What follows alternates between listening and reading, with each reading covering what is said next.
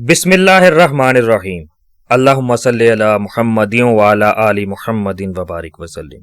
बेहदो बेहिसाब दुरूद व सलाम हजूर आका करीम सल्लल्लाहु अलैहि वसल्लम और उनकी आल पर। अस्सलामु अलैकुम सामईन। वहदतुल वुजूद का सही मतलब ये है कि इस कायनात में हकीकी और मुकम्मल वजूद सिर्फ ज़ाते बारी ताला का है। उसके सिवा हर वजूद बेसबात, नामुकम्मल और फ़ानी है। एक तो इसलिए कि वो एक ना एक दिन फना हो जाएगा, दूसरा इसलिए कि हर शय अपने वजूद में ज़ाते बारी ताला की मोहताज है। लिहाजा जितनी अशिया भी इस कायनात में नज़र आती हैं, उन्हें अगरचे वजूद हासिल है, लेकिन अल्लाह के वजूद के सामने उस वजूद की कोई हकीकत नहीं, इसलिए वो कल अदम है।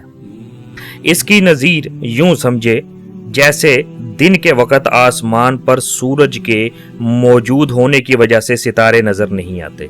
वो अगरचे मौजूद होते हैं, लेकिन सूरज का वजूद उन पर इस तरह गालिब हो जाता है कि उनका वजूद नज़र नहीं आता। इसी तरह जिस शख्स को अल्लाह ताला ने हकीकत शनास निगाह दी हो, वो जब इस कायनात में अल्लाह ताला के वजूद की मारिफत हासिल करता है तो तमाम वजूद उसे हैज, मांद बल्कि कलदम नज़र आते हैं। बकौले शायर, जब महर नुमाया हुआ सब छुप गए तारे। जब महर नुमाया हुआ सब छुप गए तारे, तू मुझको भरी बज़म में तन्हा नजर आया। सामईन, नज़रिया वहदतुल वजूद का साफ, वाज़ेह और दुरुस्त मतलब यही है।